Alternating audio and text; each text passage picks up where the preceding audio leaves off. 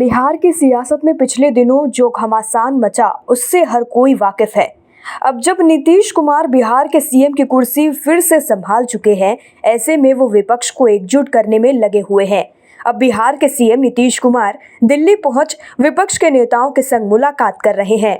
इसी सिलसिले में आज नीतीश कुमार दिल्ली के सीएम अरविंद केजरीवाल और लेफ्ट के नेताओं संग मुलाकात कर भविष्य की योजनाओं पर चर्चा करेंगे। दिल्ली सरकार द्वारा बीते दिनों लाई गई आबकारी नीति में कथित घोटाले के आरोपों की जांच में अब प्रवर्तन निदेशालय की भी एंट्री हो गई है। राष्ट्रीय राजधानी दिल्ली समेत 6 राज्यों में मंगलवार को शराब घोटाले को लेकर प्रवर्तन निदेशालय ने छापेमारी की है।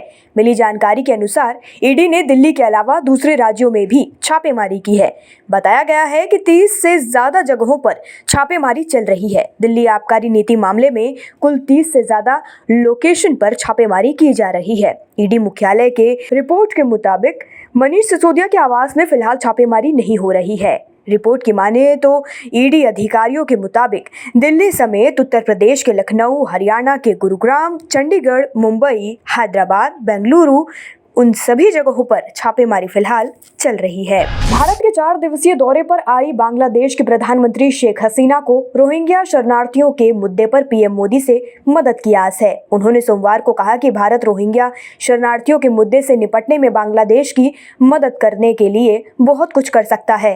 दरअसल भारत में बांग्लादेश उच्चायोग द्वारा एक स्वागत समारोह के दौरान शेख हसीना से पत्रकारों ने सवाल किया, रोहिंग्या शरणार्थियों के मुद्दे पर भारत क्या भूमिका निभा सकता है। सवाल के जवाब में शेख हसीना ने कहा, भारत एक बड़ा देश है, यह बहुत कुछ कर सकता है। बेंगलुरु में रात भर हुई मूसलाधार बारिश के कारण सोमवार को कई इलाकों में पानी भर गया और राहत कार्यों के लिए नौकाओं तथा ट्रैक्टरों को लगाना पड़ा। वहीं लोगों ने कथित कुप्रबंधन के खिलाफ गुस्सा जाहिर किया। इस शहर में अनेक झील, तालाब और नाले लबालब भरे हैं और निचले इलाकों में घरों में पानी भर गया है, जिससे सामान्य जनजीवन प्रभावित हुआ है।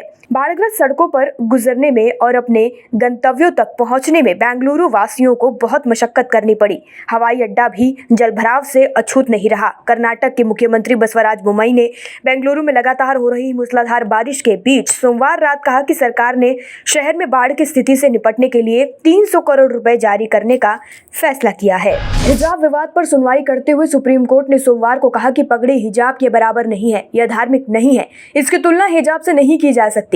जस्टिस हेमंत गुप्ता और जस्टिस सुधांशु धूलिया की पीठ हिजाब मामले में दिए गए कर्नाटक हाईकोर्ट के फैसले के खिलाफ दायर 23 याचिकाओं पर सुनवाई कर रही थी कि कर्नाटक हाईकोर्ट ने 15 मार्च के अपने फैसले में राज्य के स्कूलों और कॉलेजों में मुस्लिम छात्राओं के हिजाब पहनने पर प्रतिबंध को बरकरार रखा था। याचिकाकर्ताओं की ओर से राजीव धवन ने कहा कि सुप्रीम कोर्ट में एक जज थे जो तिलक लगाते थे और एक पगड़ी पहनते थे। कोर्ट नंबर 2 में एक तस्वीर लगी है जिसमें जज को पगड़ी पहने दिखाया गया है। सवाल यह है कि क्या महिलाओं को ड्रेस कोड का पालन करना चाहिए जो सरकार ने तय किया है, और क्या हिजाब इस्लाम की अनन्य धार्मिक प्रथा है।